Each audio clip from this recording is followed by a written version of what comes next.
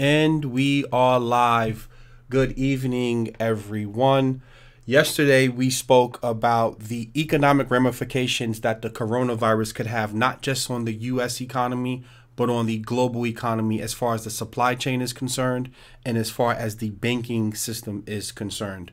Yesterday, I was talking about how, as of yesterday, they were looking at the coronavirus as simply just being an epidemic. And they would upgrade it to a pandemic if you've seen sustained spread on multiple continents. Well, the WHO, they basically raised their alert level up to red, but the CDC came out today and basically said that they're looking to raise this up to a pandemic level. Again, I'm not here to spread fear. I'm just simply here to inform you.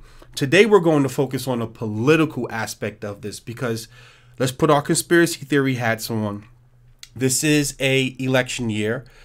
Trump's entire re-election bid is based upon the success of the economy and the success of the stock market. Well, if we see a 10, 15, 20% drop in the stock market, we know that that's going to hurt his chances of being reelected. And that was really the only chance that the Democrats had to beat Trump in the 2020 election. And look what ends up happening. We get this coronavirus where it's not really going to impact the economy in the first or second quarter. It's going to impact the economy in the third quarter. And if we see a sustained spread and manufacturing begins to contract and people can't go out and people can't spend goods and we get a recession in the third quarter, that's going to hurt Trump. So we're definitely going to talk about that because it's looking like Bernie Sanders is the leading front runner for the Democrat Party, and that's not going to be too good for the economy either, and we'll talk about that later. We're also going to discuss one of the key components. We're currently in the middle of what is known as the flu season here domestically in the U.S. So most hospitals, the emergency rooms are already filled with people coming in with flu-like symptoms. Well, what is this going to do to the actual operations of most of these hospitals if we see a spike in people coming to the hospitals? And now you have to also think about the fact of if manufacturing is shut down in China, many of the masks and the equipment that these hospitals use here in the US is made in China. And many of the drugs and the ingredients that goes inside of the drugs are made in China and manufactured in China. So if they have a shutdown and a slowdown in manufacturing, what is that going to do to our supplies here? So we need to focus on that. And we also need to talk about, can they even make it? Because currently there is no vaccine for the coronavirus. And even if they make one, that may take 6 months to make a vaccine for the coronavirus. So if you can hear me, type 1. Let's get into the markets. Let's see what happened in the crypto market. Let's also talk about what's happening in the safe haven markets. The stock market was down 900 points today. It was down 1,000 points yesterday. So we're about 7% off of highs. Off of the highs. As you come into the stream, guys, please like the video, share the video. If you're not subscribed, subscribe and hit the notification bell so that you can be notified whenever I go live. Also, a link to my mailing list is in the description below. So simply join my mailing list if you're not getting my notifications, and I'll definitely broadcast that out to you. If you want to contact me, I removed my email. Simply follow me on Instagram and you can DM me, and that way I can talk to you immediately. Most people who DM me, I usually respond back within 5 or 10 minutes because my phone is always in my hand. So if you want to contact me, simply follow me on Instagram and direct message me. If you want to support the stream financially, a link to my PayPal is in the description as well, because this type of content, YouTube will not allow you to monetize it. They're going to run limited ads on this content. And with that being said, guys, let's look at this now. So we see Bitcoin, it's down about 1.6%. Ethereum's down 3.3. Ripple's down 3.3. Bitcoin Cash is down 2%. BSV, I don't really care about that. I don't have anything to do with that coin. Binance Coin's down 3%. Tezos, I have a big position in Tezos, and we're down 4%. And Monero's down 2%. So overall, the crypto markets, they're not really getting a bid for whatever reason. Let's look at the broad indices. The S&P is down 3%, was down 97 points today. The Nasdaq was down 2.7%, down 255 points. The Dow was down 879 points. At one point, it was down about 930 points. It popped up a little bit after hours. So we're currently down 3%. The Nikkei was down 1%, 266 points. The DAX was down 244 points. And the FTSE 100 was down 1.9%.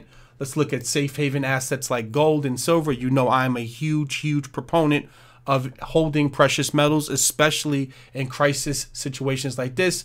And we can see silver really is not doing much on the week. This is a weekly chart that I'm looking at. We're trading at about $18 an ounce. And you can see gold on the week is pulling back a little bit, down to $1,642 an ounce. So what I want to talk to you today about, let's also look at this. Let's look at the update on the cases. There are currently 80,439 confirmed total cases. This is global, worldwide. There are, as of today, 2,711 deaths. So you can see here, this is mainland China, this is South Korea, this is the cruise ship, this is Italy, Japan, Iran, Singapore, Hong Kong. So you can see we had a spike in cases in Iran from yesterday, but the deaths are still stuck at 16. Again, you cannot believe any of this data coming out of China. I highlighted that yesterday. If you didn't watch the stream yesterday, at least the first 30 minutes, to be caught up to where we are today, you need to watch that stream. China is a communist country. You cannot trust any of the information coming out of China, any of the information coming out of places like Iran, because they're going to fudge the numbers. So if it says 77,000 cases, I would just simply double, maybe even triple that, because China is not going to really put that type of information out. So in this is a live update, continuous coverage of the total cases and deaths. The YouTube channel is called Roy Lab Stats. I'll put that in the chat for you guys if you want to follow this as we go. Just paste this in the chat so you guys, if you want to, you know, stay up to date with what's going on. So what I want to do now is I want to play a clip for you. This is what Rahm Emanuel said back during this is during the recession that we had in 08. I want to play this clip for you so you can understand how politicians think. This is extremely important.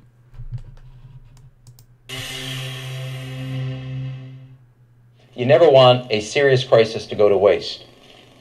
And what I mean by that, it's an opportunity to do things that you think you could not do before. I think America as a whole in 1973 and 1974, not just my view, but obviously the administration, missed the opportunity to deal with the energy crisis that was before us. For a long time, our entire energy policy came down to cheap oil. So you heard what he just said? He said never miss the chance to let a good crisis go to waste. So what he's basically saying is that when you have these type of crises, take advantage of it. Try to pass political, bills and legislation that you could never really get through before. But because the American public is fearful, this is now when you can take advantage of that. I'm going to play that for you again because this is what is known as problem, reaction, solution. And you're going to see a lot of politicians taking advantage of your fear with this pandemic to try to ram legislation down your throats. Think about 9/11 and the Patriot Act, how they used what happened in 9/11 to pass the Patriot Act and basically strip away a lot of your liberties and freedoms. So I'm going to play this for you again. I want you to listen to what he's saying.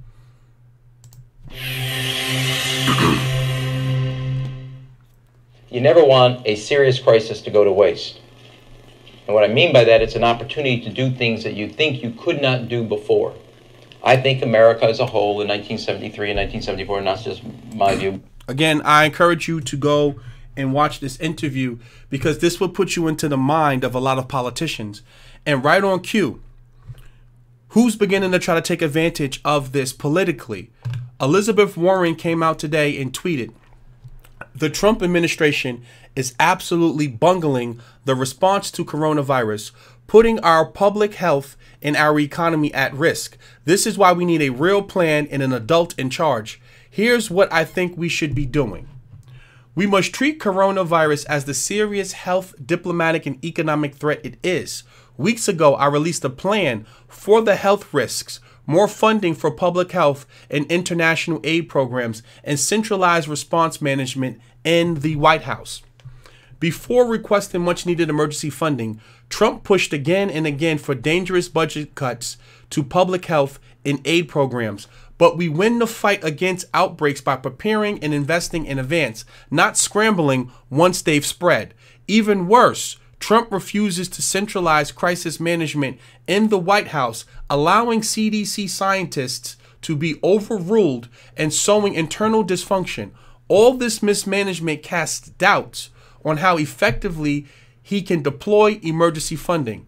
As the virus spreads, the Chinese Communist Party's ongoing attempt to hide what's happening in China endangers the health of people around the world. Instead of praising Xi, as Trump has done, we should lead a global effort to uphold principles of open science and transparency. Now understand this. Somebody just wrote Trump is a clown. It's not about whether Trump is a clown or not. What you're witnessing here is a person who's playing politics on you. She's using this crisis for political gain. And that type of stuff is disgusting. This is what politicians do. People are going to die from this pandemic. This is not a game. This is not something that you should be out here trying to play politics with. Because she's talking about spending money. Well, we know we're already running a deficit, and we're going to talk about the ramifications if an Elizabeth Warren or Bernie Sanders comes into office. And we need to look at that right now. So now, again, guys, I don't care what side of the political aisle you're on. If you are Republican or Democrat, I could care less about that. We're talking about what does this mean for the economy? What does this mean for the health of people? And what does this mean for the upcoming election, the supply chain? Now, right here, this is real clear politics, and it's showing you the spread right now that's happening as far as who potentially who's leading to become the Democrat nominee. And you can see Bernie Sanders is leading it as far as today is concerned. Biden started out, he was strong. If you look at the polls, let's go down. And we can see now, after what happened in Nevada, Sanders is beginning to break out. And this is extremely important that you understand. Bernie Sanders and Elizabeth Warren, they're politicians. They are promising people nothing but free stuff. Free tuition for college, free child care, free health care, free housing, free. What you must understand is that nothing in life is free. Nothing in life is free. It is going to cost you. Either it's going to cost you in increased taxes, or it's going to cost you in inflation. Because what inflation is it's a stealthy tax. It is a hidden tax. And it's important that you understand this. When I was a kid, I can go into the store with $1 and I was rich. I could buy all of the candy bars. I could buy all of the little goldfish, the Starburst with $1. Today, when I go in the store, $1 could barely buy me a Snicker bar. The Snicker bar has not changed. It's still the same Snicker bar. It tastes exactly the same as it did 5 years, 10 years ago. My money purchases less. So when Bernie Sanders is telling you that he's going to give you all of this free stuff, it's going to cost you money. Now, we're already running $1 trillion deficit underneath a conservative Republican president like Trump. So what do you think is going to happen when Bernie gets in there? Okay, and it's extremely important that you understand that this is going to have a major impact, and we're going to get into the economic ramifications, because if Trump loses re-election, I'm not saying Trump's a good president by any stretch of the imagination. Bernie Sanders is a socialist, and he's telling you that. Because, see, when people say access, I want you to think about this. When they say everyone should have access to health care, they never talk to you about quality of health care. See, it's not about having access to health care. What good is it if I have a gunshot wound and I can go to the emergency room and they give me a Band-Aid, right? I don't care how much it costs me. I'd rather go into debt to save my life than go into the hospital and have to wait 5 hours because I have a gunshot wound.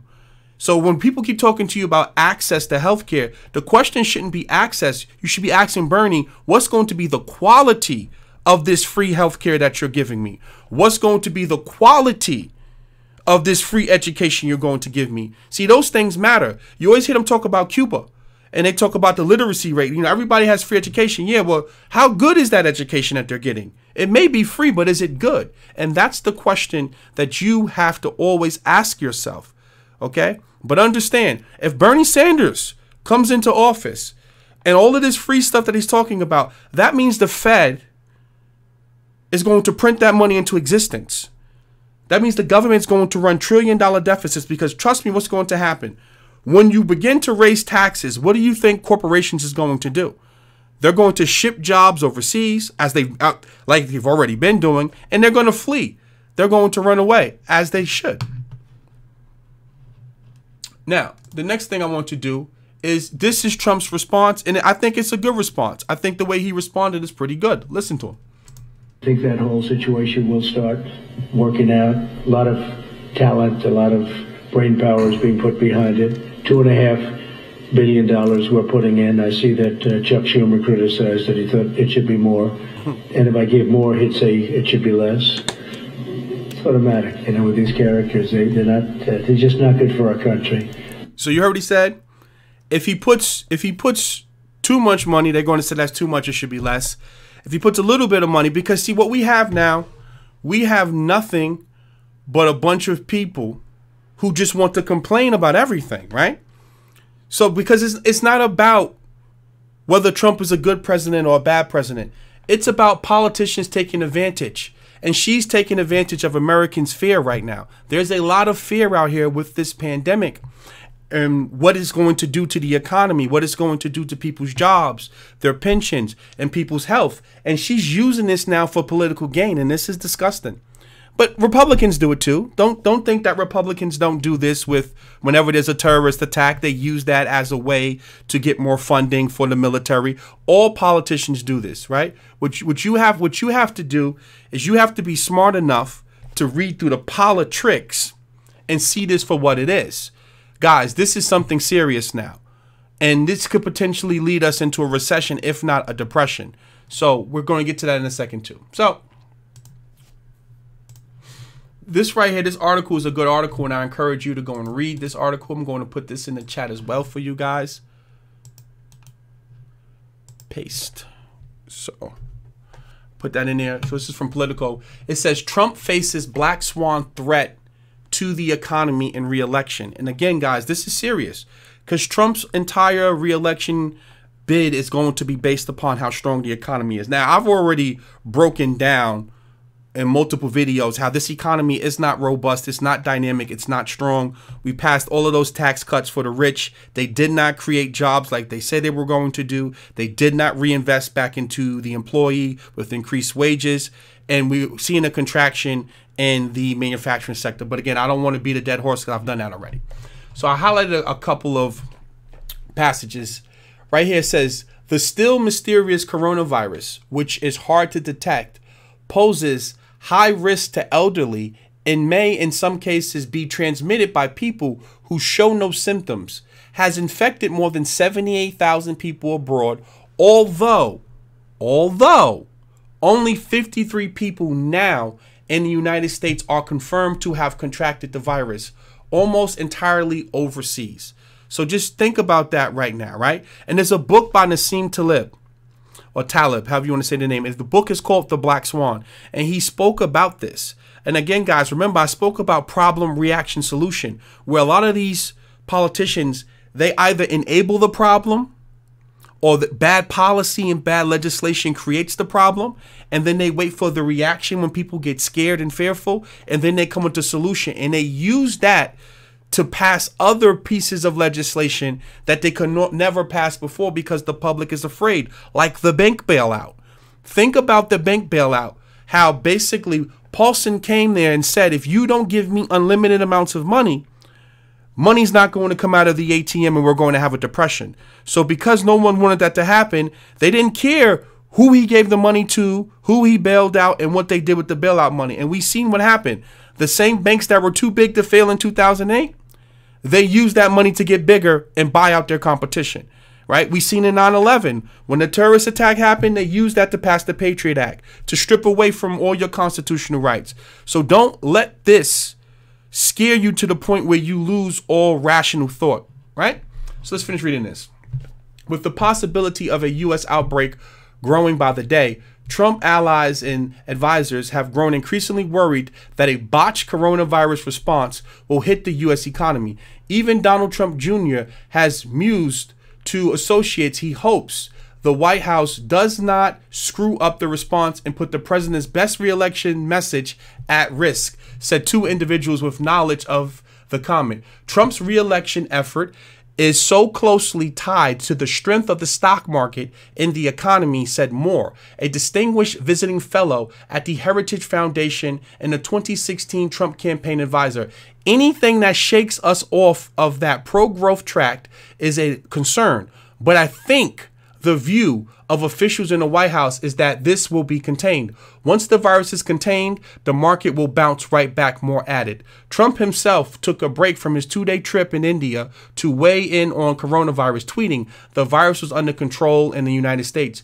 We are in contact with everyone in relevant countries. CDC and World Health have been working hard and very smart. Stock market starting to look very good to me," he wrote Monday afternoon. Well, guess what? The stock market isn't looking good. We had another day of sustained sell-offs, as you can see here. Down 97 points in the S&P, down 255 points in the Nasdaq, and down 900 points. Now, again, it's only 7% off the highs. And I'm not here trying to spread fear. But again, if we see another 30 or 60 days of spread of the coronavirus, and we're going to get to the logistics of creating a virus in a second, this is going to be a problem. And with high frequency trading and with all of the stock buybacks, remember guys, when I was talking to you about how the price of stocks is based upon supply and demand, right? If demand remains the same, but corporations buy back their stock, it's easy to push prices up because there's less supply. But just like it's easy to push prices up, it's also easy to push prices down very fast if people begin to start panic selling. Now, remember, I used the analogy the other day of imagine having 1,000 people in one room and there's only one way to get out. Well, that's how liquidity works. Everyone's going to want to get out the market at one time, and there's not going to be enough buyers at certain prices. That's when you get that huge move down. We haven't really seen a big spike down yet. 1,000 points isn't really a lot because we're at all-time highs. When we start seeing 6% moves in the market and we start hitting circuit breakers, that's when you're going to start to see, okay, this is serious. We're really not there yet because we only have 53 cases here in the States. This is mainly a global problem, but more disruption to the supply chain is going to lead to a problem. Now, I want to play this. This is really, really important because this is the important part right here. This is very, very important that you pay attention to what this guy has to say. Are running the Olympics right now. What are you thinking? Well, that's a ways off. But Network on this company, it would have an impact on all of Japan. It's a widespread. If you are running the Olympics right now, what are you thinking? Well, that's a ways off. But I know, but you just said if it runs through the summer, right, and it's going to be warm. So I'm asking the question. Well, this hasn't gotten into a lot of developed countries where I think people aren't prepared for it, including the United States. I don't think people here are anticipating that we could get spread in the United States right now. I do think Japan probably has a bigger problem than what they're identifying right now. South Korea is doing a good job surfacing the cases. Singapore did an excellent job. I don't know that Japan's doing as good of a job servicing their cases. They seem to have a lot of sporadic spread that they can't trace back to a source. That's a signal that they probably have more spread in their country that you're just not identifying. We've seen expedited, and you were at the FDA, expedited drug approval. For a vaccine, couldn't there be an expedited testing process if we decided we really wanted? And with what we know about molecular biology and everything else right now, we ought to be able to quickly get some candidates. Couldn't we quickly get a vaccine much quicker than in the past, or is it bogged down by producing enough of the vaccine? Well, the manufacturing is a challenge. This is a coronavirus. It might be more difficult to make a vaccine against a coronavirus. It might not work as well. We don't have a lot of experience doing it. Common cold is tough enough. Right. With H1N1, with the flu, we knew how to make a flu vaccine, so we're able to crack. But it's a small genome, and it's totally, we already know exactly what. The vaccine might not offer sustained protection. Right. So, I know he did a lot of talking there, so I want to paraphrase what he said. Think about what he's saying right now. Number one, he's saying that even if they created a vaccine, there's no guarantee that the vaccine is actually going to have a sustained protection for you. So they don't know if it may protect you against the coronavirus for a week, a month, 2 months. Number two, they don't have enough subjects to actually test the vaccine on. And then it's going to be hard to manufacture the vaccine because many of the vaccines and the drugs are manufactured in China. Well, the coronavirus can live on the surface. So it's going to be hard to ship stuff from over there because you can't trust that China is actually going to take the proper precautions to make sure that everything is clean and it's not contaminated. So this is going to be extremely problematic if we start to see a sustained spread, because you have to go through the FDA, you have to get all these different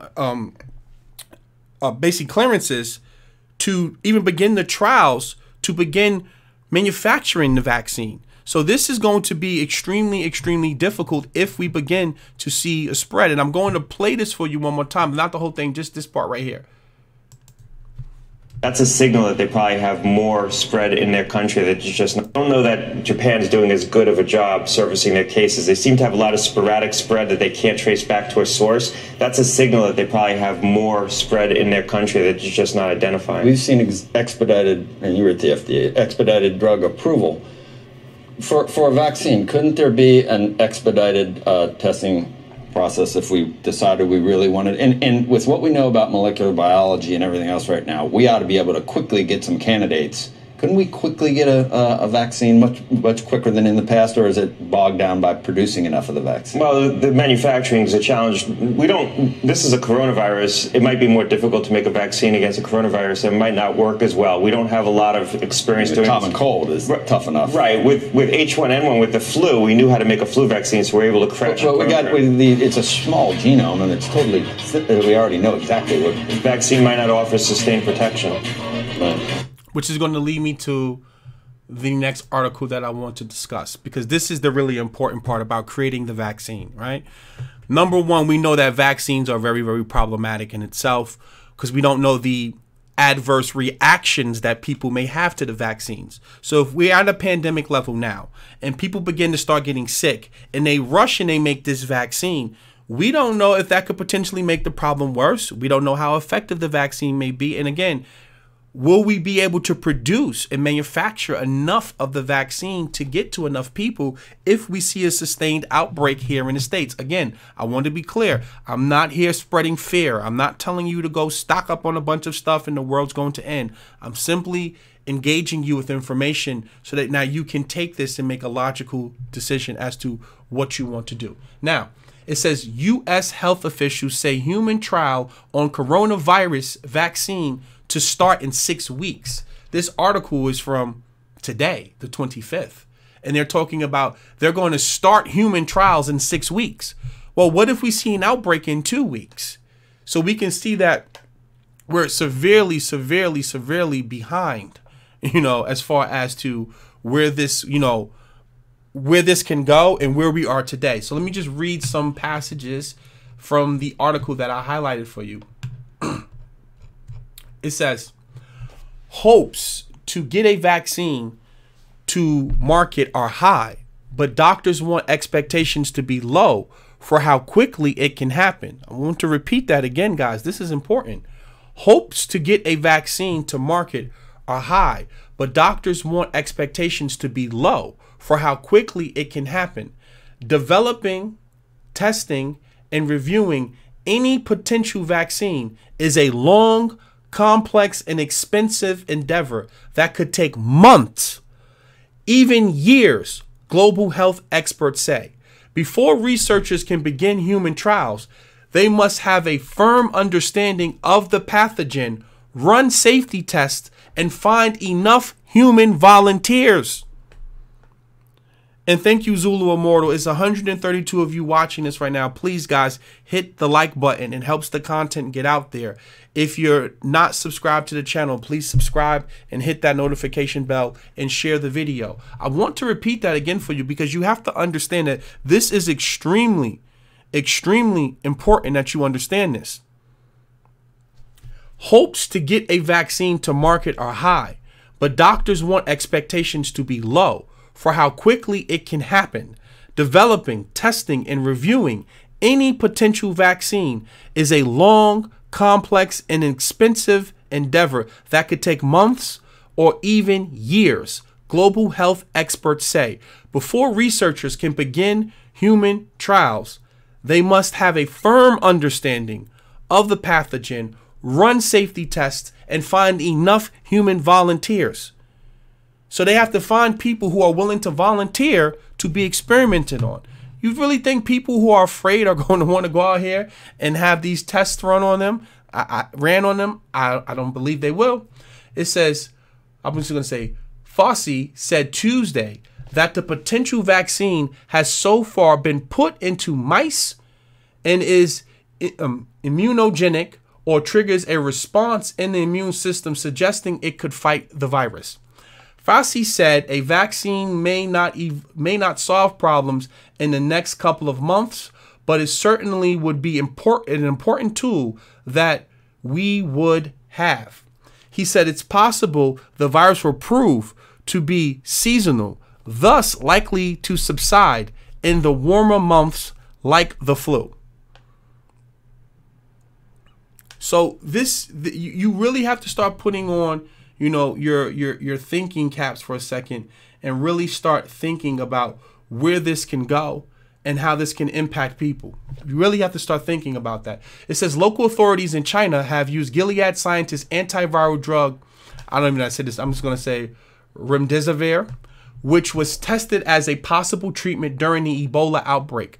U.S. health officials said last month some authorities are using antiviral drugs, Kaletra, developed by drug maker AbbVie, on a compassionate basis. So that means that they don't even know if this drug works. They're just giving it to people. They don't even know if it works. They're just simply giving this drug to people. And this is definitely a problem. This is a problem. Because, again, like they don't know how effective this vaccine is actually going to be inside of people. They're basically just using people right now in China as human guinea pigs. So you have to really think about the ramifications of this. Now, I was talking to you earlier about what does this do to the hospitals?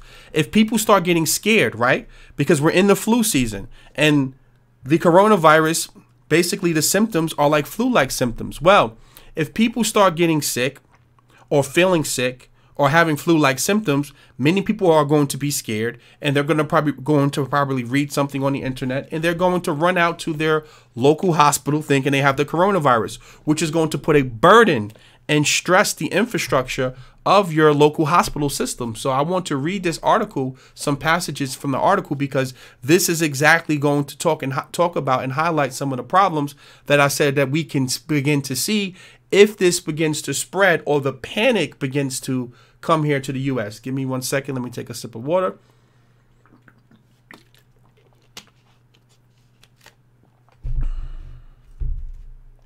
So it says, inundated with flu patients, U.S. hospitals brace for coronavirus. With an intense flu season in full swing, hundreds of thousands of coughing and feverish patients have already overwhelmed emergency rooms around the United States. Now hospitals are bracing for the potential spread of the coronavirus that could bring another surge of patients. Public health experts are also closely watching reserves of vital medical supplies and medications, many of which are made in China. Now think about that. I want to repeat that for you one more time. Public health experts are closely watching reserves of vital medical supplies and medications, many of which are made in China. So now, if the infection's happening in China and they're shutting down factories and they're shutting down production and they're quarantining people and they're cutting off their exports, that means that we're not going to be able to get any of the supplies that we may need. You have to begin to start thinking about this. Some hospitals in the United States are already critically low on respirator masks, according to Premier Inc., which secures medical supplies and equipment on behalf of hospitals and health systems. And China is the dominant supplier of raw ingredients needed for penicillin, ibuprofen, and even aspirin. Drugs taken daily by millions of Americans and dispensed routinely to hospital patients. So we're already having a surge in people running to the hospital because of the flu. We're in the flu season, and they're already burdening the hospitals, the infrastructure. Now, again, if we start to see a slowdown in China, which we're already seeing, this can have lingering effects 2 months from now, 3 months from now, when people need medical supplies. So again, you have to really start putting things together. And this is why it's important for you to make sure that you have water in your house, to make sure that you have supplies in your house. You don't want to wait until the last minute to then run out to your local pharmacy or your local grocery store to go and buy goods and services, because now, guess what? If there's large crowds of people, you run the risk of getting infected if you're not infected. So now you have to also think about that, right? If you don't have supplies at home, if you don't have food at home and goods at home, now you have to go run outside and potentially risk getting infected because you're going to be around large groups of people. So you have to really think a little bit and be a three-dimensional thinker and not wait to the last minute, but start putting things in place now. All the hospitals are taxed with a large flu season and other bugs, said Dr. Mark Jarrett, the Chief Quality Officer for Northwell Health, which operates 23 hospitals across Long Island and elsewhere in New York. About 400 patients are coming to its emergency rooms each day with flu-like symptoms. Everybody is at maximum capacity, Dr. Jarrett said. Now, you have to think. Now, let's think a little bit, right? Let's be a little bit conspiratorial right now, right? Let's put our conspiracy theorist hats on for a second. What if some of these patients who are coming to this hospital, who are showing flu-like symptoms, actually have the coronavirus, but they don't even know it? And what if the hospitals are just sending them back home with a little bit of ibuprofen, give them an IV, give them some medication, but now they're going home and they're potentially infecting other people? So see, you have to think about this, because remember, China knew about this back in December before the Lunar New Year. They knew where it originated at back at the seafood market. They waited to the beginning of February to start the quarantining and stuff like that. So there could be people right now walking around with coronavirus thinking it's flu, and they could be potentially spreading it. This is why you have to start thinking a little bit and not just trusting everything out there. Because going back to this, as I said before, this right here is a live update. China is a communist country. You cannot trust any of this data coming out of China. We know that they are notorious about lying. And I'm going to show you some videos, some of the videos I've shown you guys yesterday. They say there's 77,000 cases, 77,663 cases in China, in the mainland, and there's 2,663 deaths. I don't believe none of it. Look at this and think, multiply this times 2 or multiply this times 3. So you have to really start putting on your three-dimensional thinking caps. It's nothing wrong with being prepared, right? Because if you fail to prepare, then prepare to fail. It's not about being panicking and going crazy. No, it's about saying, I want to make sure that I have at least 2 weeks worth of supplies in my house where I don't have to depend on government rations or going to stand on long lines and potentially getting sick, right? It says, still across the country, hospitals are taking steps to prepare for the potential threat. Some are already scrambling to find sufficient supplies of medical face masks, especially so-called N5 respirators, which are more effective for preventing infection. Manufacturers are struggling to keep up with global demand and the desperate need for supplies in China. Think about this.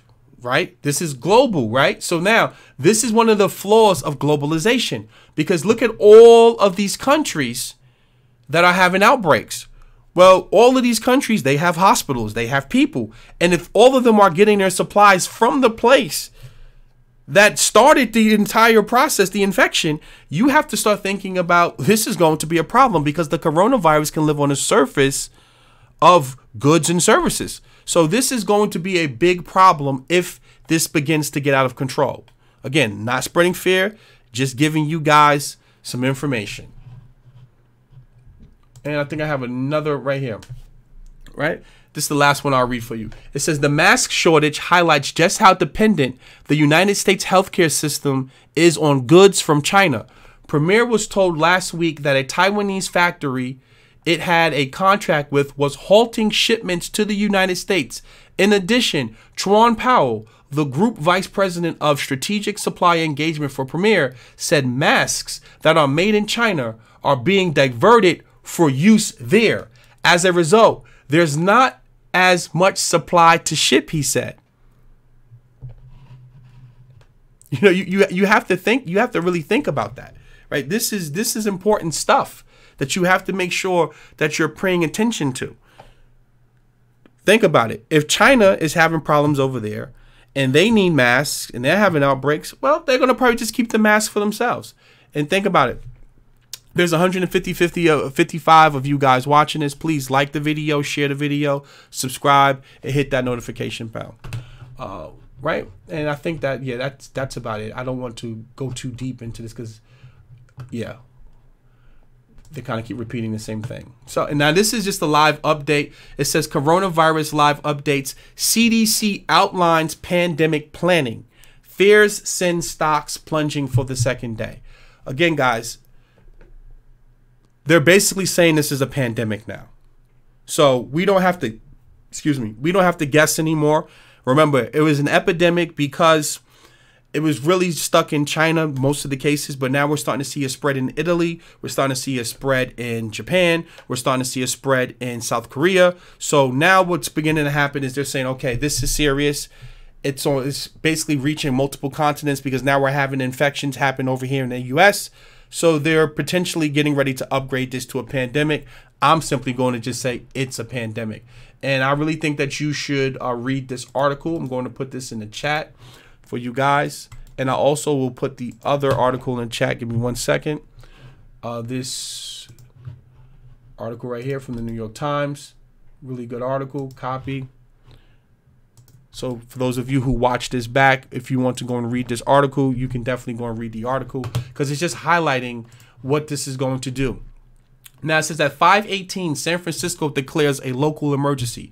San Francisco Mayor London Breed declared the local emergency. Even though there aren't any confirmed cases in the city, NBC Bay Area reported she called a press conference scheduled for 4:15 that was more than an hour delay, according to the NBC Bay Area.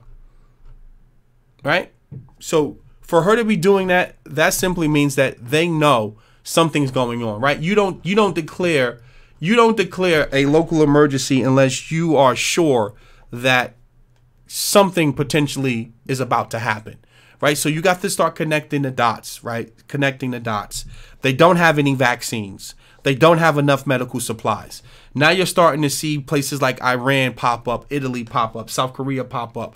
You're starting to see the pieces of the puzzle come together. Now the CDC is coming out and saying, oh yeah, well, we're getting ready to upgrade this to a pandemic. You're seeing politicians starting to tweet. This could potentially be a major, major thing. So rather than waiting for it to become major, start getting yourself prepared immediately, right? That means owning precious metals. Right? That means making sure that you have some type of digital money, right? That making sure that you have supplies. And we're going to get to that in a few minutes. Now, I want to play this from Bill Gates because Bill Gates has been speaking about this for a very, very long time, about how he's not afraid of world war. He's not afraid of a nuclear war happening in his lifetime. He's afraid of a pandemic. Now, this is about 3 years old. Now, you know, when I put my conspiracy theory hat on, I'm going to get to that in a second, Alexander Wilson. I'm going to get into the economic stuff again in 1 second about the banks and the interest rates. And thank you again for the donations. Bitcoin has already rallied enough. We're up about almost 25% in Bitcoin, I think. What was it? 20%, I think, in Bitcoin already from when we dropped down to 6,900. So you have to think about that. But I'm going to get to all of that stuff in a second, Alexander Wilson and Mark Jack. But, you know, some people believe in the whole conspiracy theory, the New World Order, the Council of Foreign Relations, the Trilateral Commission, all of those different things. And I'm not here to dismiss those things. I think that they're relevant in context. So maybe he's a part of this. Maybe he's helping spread it. Maybe there's an agenda for this type of stuff, you know, because you have to think about it, guys. Since 1900, we've put 6 billion more people on planet Earth. Prior to 1900, there was less than 1 billion people on Earth. So we are seeing a substantial amount of people being put on Earth, and that can have an impact on the Earth. I plan on making a separate video about that. I don't want to get too much into the conspiracy, into the numbers. I just want to put that out there for you guys. But let's play this real quick because this is important what he's saying.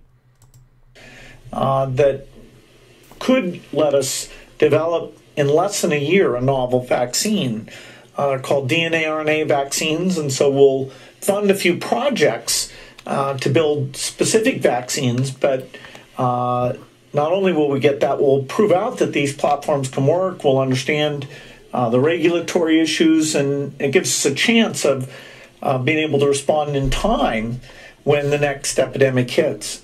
We're in the same situation we were in before, where it takes years to build a new vaccine. But the scientific idea... So you heard he just said it takes years to build a new vaccine. This is extremely important, guys. I'm not trying to scare you, but there currently isn't a vaccine for the coronavirus. So just keep that in mind. And some of us, like myself, I don't trust vaccines anyway. I don't trust most vaccines. I'm an anti-vax guy.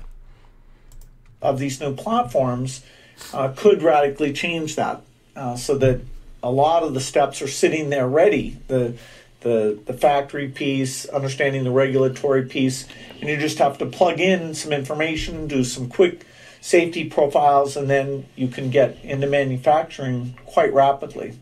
Well, we need vaccines for a lot of things, not just epidemics. We need a HIV vaccine, a tuberculosis vaccine, a malaria vaccine. All of those things are in the works, and over the next decade, I think most of those we'll get solutions for. Now, again, I'm not really into vaccines, but I want to put this link in the chat for you guys so that you can go and watch this. This is a really, really important video that you should go and watch just so you can be informed.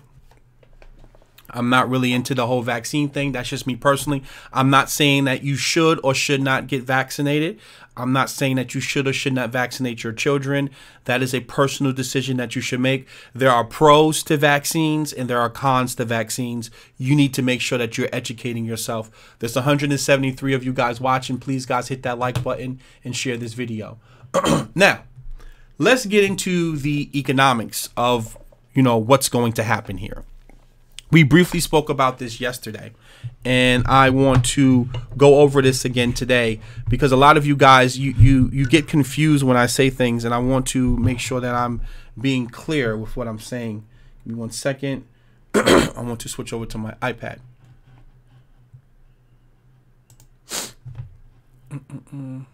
Let's switch this over. Let's close this out. So, yesterday, I spoke to you guys about something known as fractional reserve banking. And I want to pull this up again because some of you guys missed it. And I think that this is really important. So let's pull this up one more time. I want to read this to you. Let's go back over here for a second. Fractional reserve banking.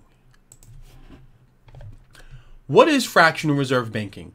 Fractional reserve banking is a system in which only a fraction of bank deposits are backed by actual cash on hand and available for withdrawal. This is done to theoretically expand the economy by freeing capital for lending. This is important. Listen, they're basically telling you this. This is done theoretically to theoretically expand the economy by freeing capital for lending. Key takeaways. Banks are required to keep on hand a certain amount of cash that depositors give them, but banks are not required to keep the entire amount on hand. Most banks are required to keep 10% of the deposit, referred to as reserves. Some banks are exempt from holding reserves, but all banks are paid a rate of interest on reserves. Now, I don't want to get too technical. I want to keep this simple. For those of you who are technical, guys, most people, 95% of the population in the world, they have no idea how banks work. I'm giving you a basic scenario so that the average person can get this, right? We're not talking about rehypothecation. We're not talking about IOER. We're not talking about the repo market. That type of stuff is going to confuse people. I like to keep things simple, right? A genius, the true mark of genius. See, Steve Jobs is a genius not because he made the best computer. He made computers simple for the everyday person where you can pull your computer out the box and it works. And that's the difference between a PC and a MacBook. Now, let's get to this real quick.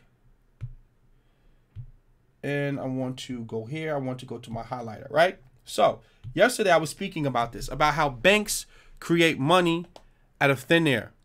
This is extremely important. This bank is Bank A, right? So we have Bank A. We have Bank A. That's Chase Bank. You go to Chase and you say, hey, Chase, I want to make a deposit. I want to put $100 in my bank account. Chase says, sure, give me $100. Why not? You put the $100 in there. Chase says, most people don't come take their money out the bank. So they create a scheme known as fractional reserve banking, where they only get, this example is where they're lending out 80% of the reserves and only holding 20. So they go and they say, okay, we're only going to hold $20 of Alice's money because Alice isn't going to come back and take that $100 out. And then they create a loan with your money. They make an $80 loan that they're going to charge interest on, and they put that money out into the economy. So they could put a 3% interest rate on it, a 5% interest rate on it. But they just created an asset for them with your money. But see, here's where it starts to get tricky, because this $80 gets loaned to Bob. Bob takes that $80 and he puts it into Wells Fargo. They take $16 of it. They hold it on reserves. They hold 20% in reserves, and they create a loan for $64.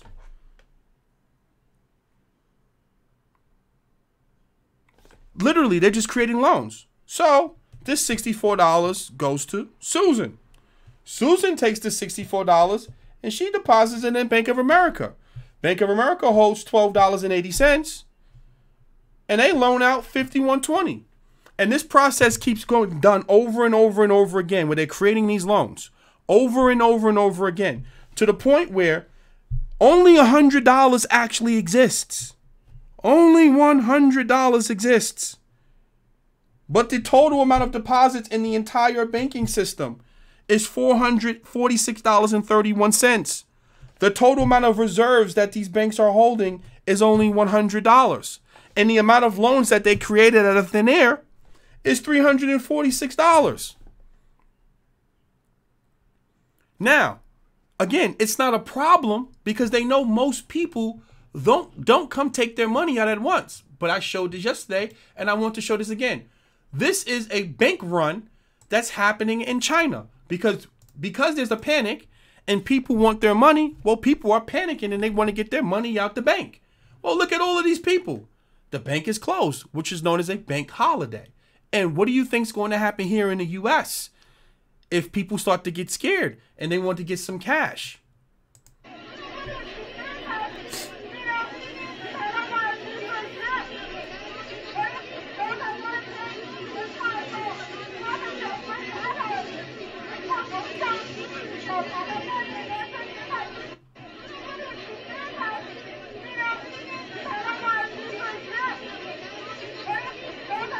Now, this is in China. Now, think about this. See, you have to start thinking because this becomes a feedback loop. People are sick. Think about how many sick people may have just been infected a day ago or 2 days ago, and they're in this crowd. And now there's, oh, think about it. I did it again, guys. Thanks for reminding me. Let's play this again. I did it again.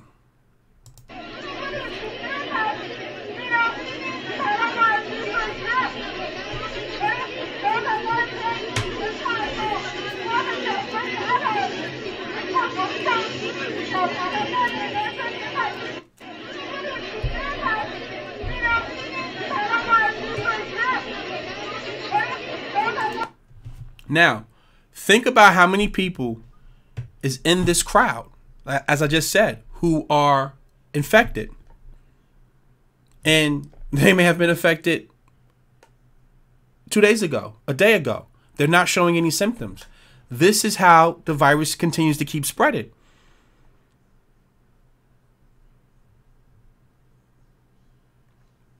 This is extremely, extremely important that you understand this type of stuff. I'm not saying this stuff to scare you. I'm saying this to inform you. So when you hear me saying that banks create money out of thin air, I'm giving you, this is, most people don't care to know this stuff. And it's important that you understand this.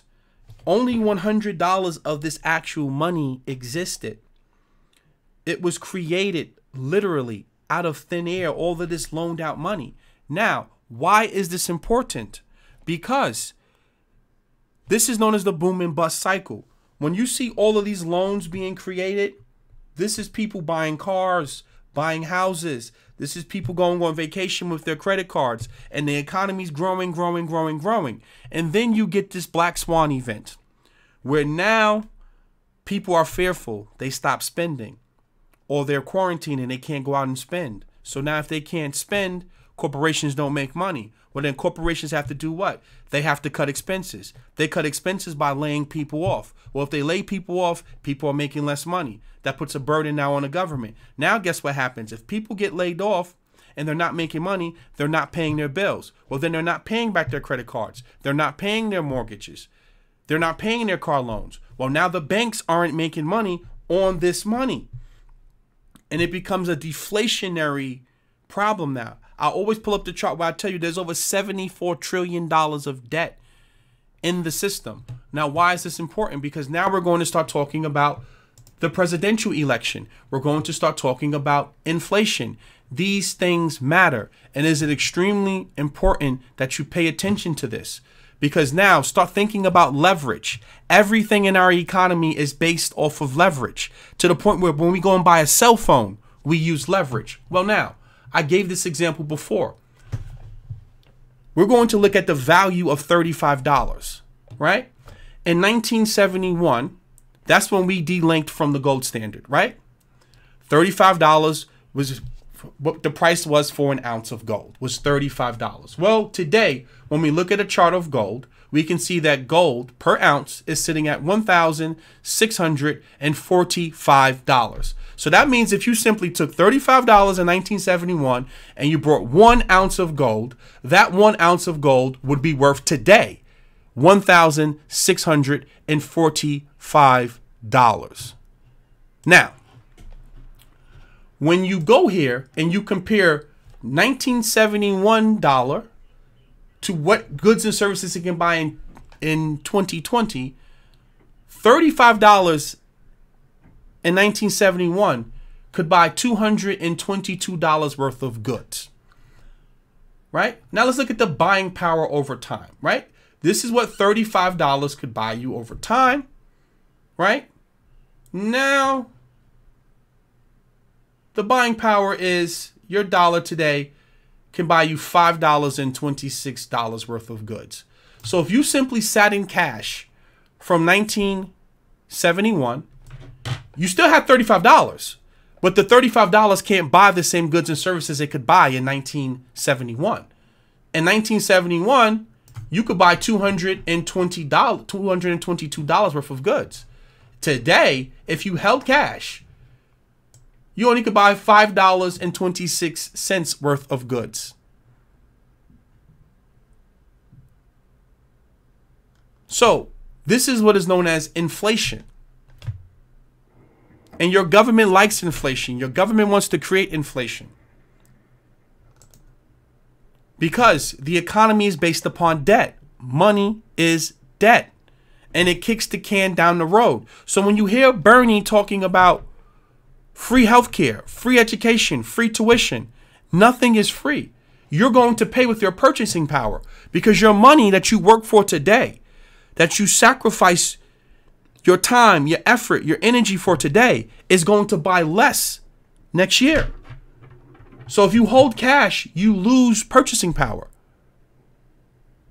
Now I'm going to pull up a chart, an inflation chart for you guys that I put together, an Excel spreadsheet.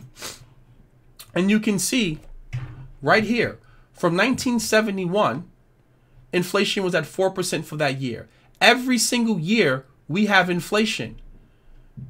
72, 3% inflation. 73, 6% inflation. 74, 11% inflation. This is based off the government numbers. We know inflation is much higher than this. So when you start thinking about this, every year your money is you're losing purchasing power. It's losing value. So if you hold cash, you lose money. Why do you lose money? Because banks create money out of thin air. They create inflation. Governments create inflation. So when you hear Bernie talking about, yeah, man, we're going to give you free tuition, free healthcare, free childcare. Yeah, and every year your money's going to lose more and more value to the point where, let's pull up a chart. If you held $1 from 1913 up into 2013, it's probably lower now. That dollar, right, the purchasing power of $1 has lost so much value that it only has the purchasing power of 5 cents compared to what $1 can buy you in 1913.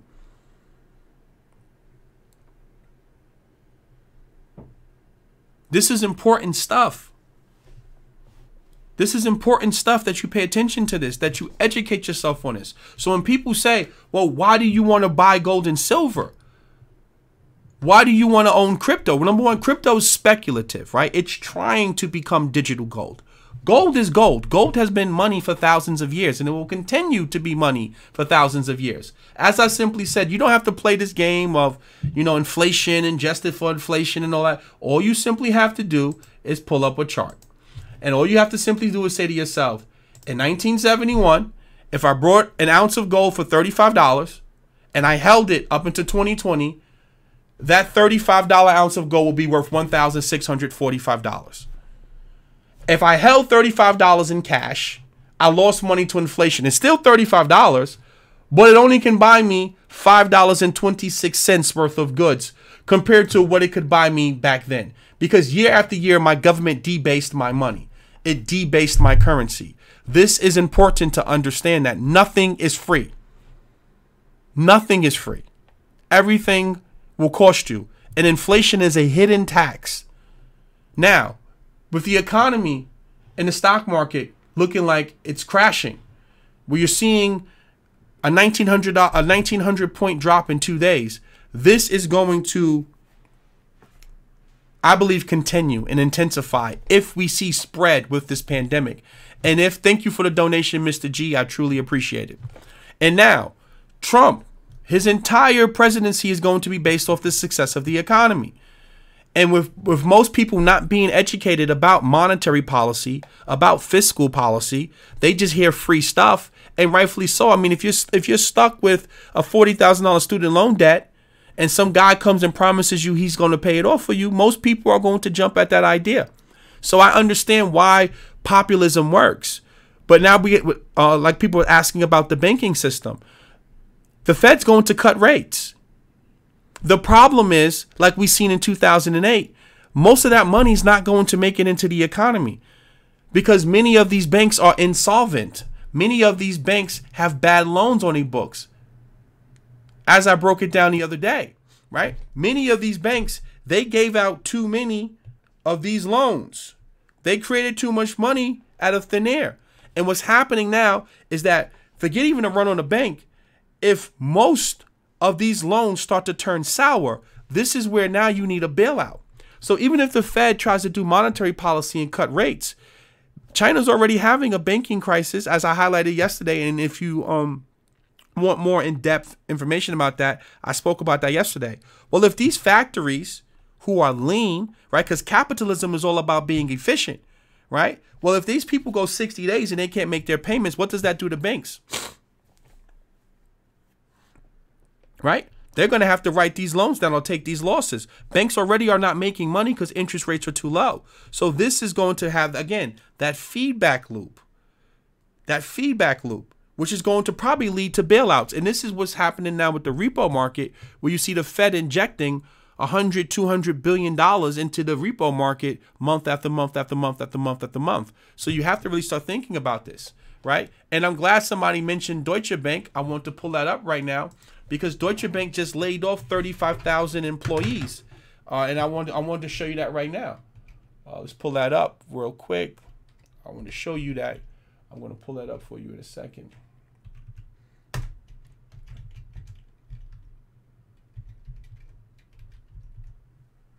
Flip this over, news, right?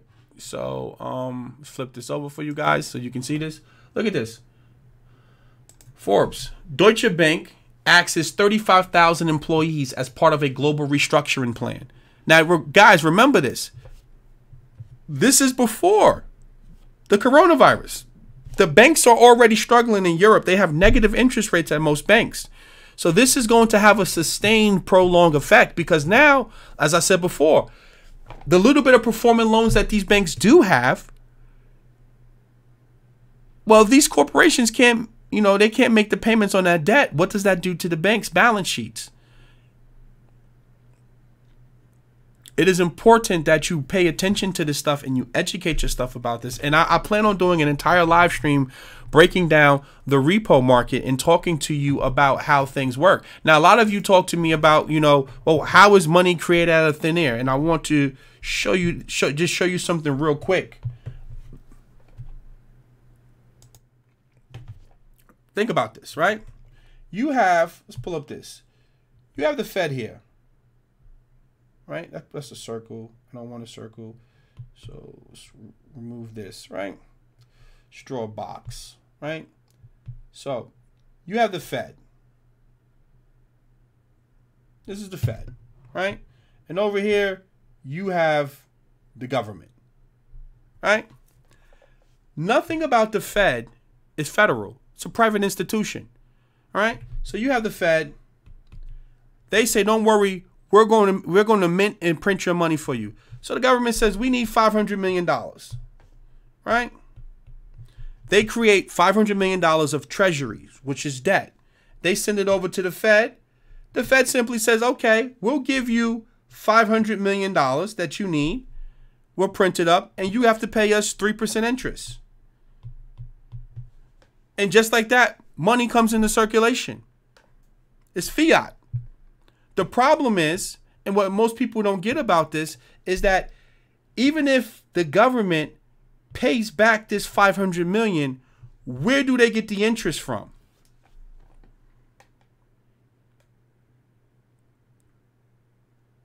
I want to repeat that for you again. Start thinking about this. If the Fed, right here, they print the money and they give it to the government, but they charge interest on the money, and the government pays back this $500 million loan that they get from the Fed, how do they ever pay back the interest? You can never pay back the interest if they're the ones creating the money. So what do you have to do? In order to pay back the interest, you have to come back to the Fed and do what? Borrow the interest to pay back the interest. This is what is known as a scam.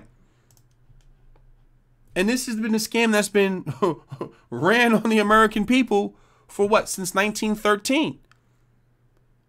You can never pay, you can never get out of debt. So this is how the IMF and all of these central banks, basically, if you look at Africa, you look at a lot of third world countries, they get put into these loans that they can never pay back. Even if they pay back the principal, you can never pay back the interest because the money was created out of thin air. There are no reserves. There's nothing federal about the Federal Reserve. Even if you pay back the principal, you got to borrow money into existence to pay back the 3%. Now let's start thinking a little bit. Let's put on our thinking caps.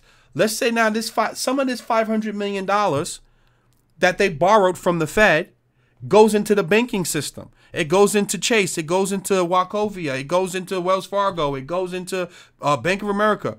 And then they start this process of fractional reserve lending. So that $500 million, once it gets into the economy, based upon money being debt, And based upon fractional reserve lending, that $500 million can turn into $5 trillion, because you can see how $100 turned into $446.31. So when you start thinking about the banking system and how corrupt and rigged it is and how leveraged it is, this is how you get these boom and busts. Because now when the economy begins to sour, all of these loans people start saying, hey, listen, I can't pay it. And that's what happened in 2008. People said, listen, my home is underwater. I owe more on the house than what it's worth. I don't have a job, or I'm on unemployment. I'm just going to walk away and go rent. Well, so once everyone started doing that, these banks, not only were they levered up and creating money out of thin air, but then they securitized the debt with MBSs, with mortgage-backed securities. And again, I don't want to get too technical, but they then created derivatives on top of that. And we don't know how big this derivatives market can be, because it's a dark market. It's a dark market. It's not a public market. So the derivatives market could be 100 trillion, 200 trillion. We don't know. Because as you can see, these banks, they just lever up and they keep creating money, more and more and more money out of thin air. So we hope that this doesn't turn into a pandemic. We hope that, well, I shouldn't even say that, because the CDC just basically said it is a pandemic. We hope that this pandemic isn't that bad and it doesn't have a sustained effect. Because if it does, it's going to dramatically hurt the global economy. Because as you can see, the real economy for everyday Americans is already, is hurting. Just look in your neighborhoods, look in your communities. The only thing that's doing well is the stock market. And as I said to you, most wealthy people own stocks. So that's not beneficial to everyday Americans. So I want to take some questions now. We're up on 70 minutes. And again, there's 140 of you watching this, guys. Please like the video, share the video, subscribe, and hit that notification bell. Realist Talk said it's a Ponzi scheme, 100%. It's a big Ponzi scheme. Derivative market is in the trillions, true. Trillions in fake value, 100%. 100%, guys. And this is why it's important that you educate yourself and you take the time out, not to get fearful, not to get scared, but just to understand that everything is interconnected. Everything is interlinked, right? Globalization and Keynesian economics is all based upon debt and consumption. Well, if people are not consuming goods and services, if people aren't going into debt and getting new credit cards and getting why do you think a new car comes out every year? Right? If these cars and the technology is meant to, this technology is so good, cars should last you 20 years. Why do they have to sell a new car every year? Because they want to constantly get you into going into debt and buying new stuff and consuming. Because consumption and taking out new loans increases the economy in their weird, crazy way. But what we're beginning to see is that it's actually hurting Americans. And we're reaching the point now where we're running over a $1 trillion deficit. If you pull up give me 1 second, let's pull up the U.S. debt clock, right? We can see where we're at. If you look at the debt clock, give me 1 second, I'll pull it up for you guys. If you look at the national debt, right? Look at the national debt. We're at $23 trillion of national debt, right?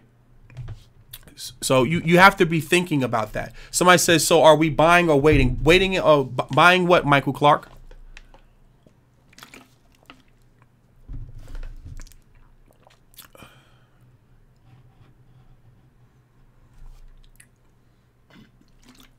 And you see these numbers, it just keeps growing and growing and growing and growing and growing. Keynesian economics is the worst.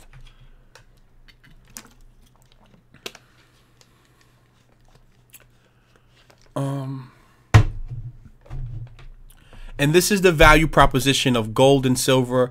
This is the value proposition of owning real estate. And this is the value proposition of crypto. Stocks. No, I will wait. I wouldn't touch any stocks right now. I would wait before I touch stocks, Michael. And again, this is not financial advice. I want to be very clear, because I own a lot of gold and silver mining stocks that pay out dividends. So I want to be clear. I do own stocks, but I would definitely take my time before I go out and run and buy the dip, because we just don't really know how impactful this can be. As I highlighted in the presentation, if we start to see spread here and the supply chain's disrupted, and we can't get the masks and we can't get the respirators and we can't get the drugs from China, that's going to create, again, a spiraling impact. How's it going, oodles and noodles?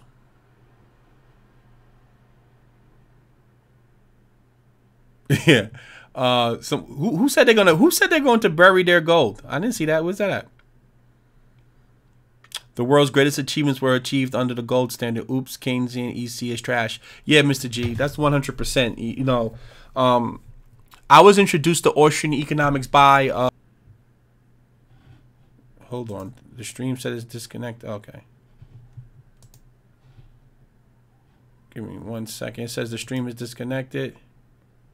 Okay, we're back. Put a tenant in. I put 2 tenants or 3 tenants in that property, and they're paying off that debt, and I'm making $500 cash flow a month, $300 cash flow a month. I just took debt and made it positive for me, right? So like there's good debt, and then there's bad debt, right? Well, if the power grid is down, how would you access your cash?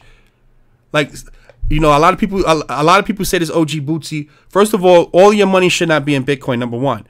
But if the power grid is down, how are you going to get your cash out of the ATM? Because the power grid is down, right? Only 3 to 5% of the cash is actually the world reserves is actually physical cash.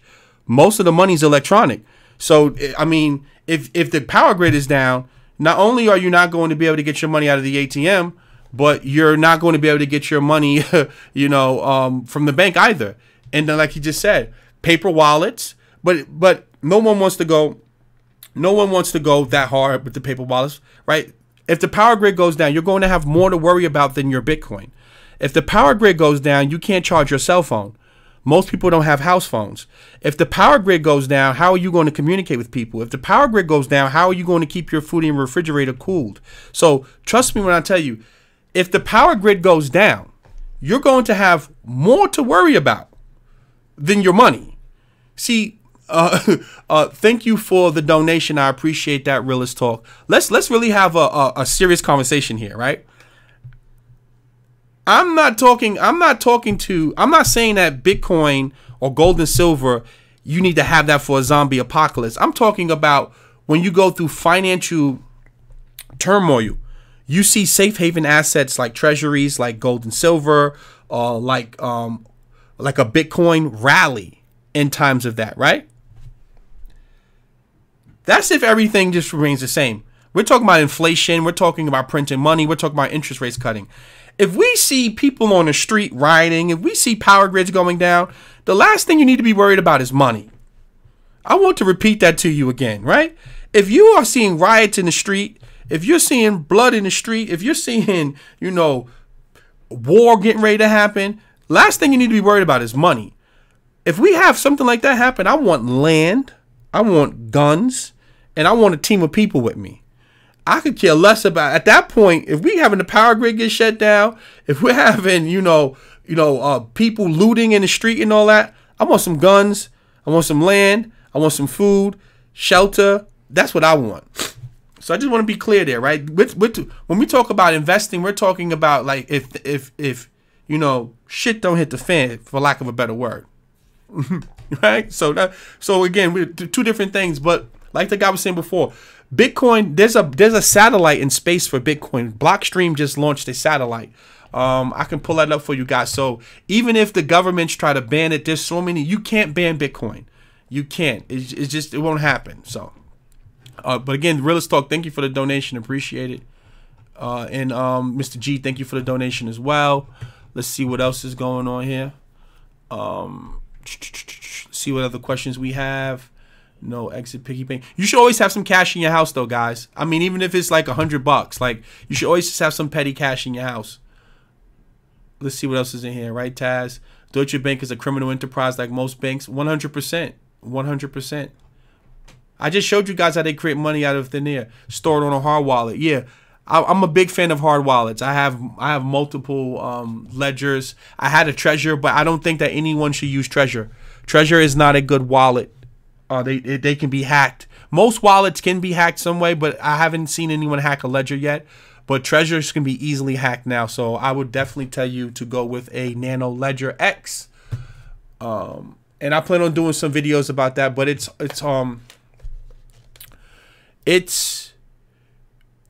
as I said yesterday, YouTube is making it very clear that they don't want you live streaming and talking about crypto. So that's why I would have to do a Patreon to really talk about crypto, because YouTube, they don't like to send out notifications for crypto stuff because they look at the crypto market as an unregulated asset, and it truly is. It's an unregulated asset as of today, which is a good thing. I don't want Bitcoin to be regulated. I want something outside of the traditional finance system. So to wrap this up, when we're talking about the recession, if we see a sustained spread for the next 30 to 60 days, guys, we're going into a recession. Anything longer than that, we're talking about a depression. This is going to be extremely good for people like Bernie Sanders to increase his chances, because we can see that, again, going back to this chart, Bernie Sanders right now is starting to spike. And it's looked like he's going to be the one that is going to get the nomination. And, you know, he's a 100%, he's a socialist, right? Hey, host, on Sunday, something similar happened on the food stamp system across America. The system crashed. I don't know anything about that, but I'll definitely look into it. Let me write that down in my notes. Thanks for sharing that with me. I didn't know that, but I'll write that down to make sure that I look into that. So, but I plan on doing some illustrations about the banking system anyway, and really going into depth. That's why I was talking to you guys. I put up the post and I was asking you guys about the about should I get a dry erase board, or do you want me to do it on my iPad? And I'm glad that I did that. Now my screen's not frozen. I'm just talking right now. And before we get ready to go, guys, I want to ask you a question. What do you think about this, right? Would you want me to do like illustrations like this?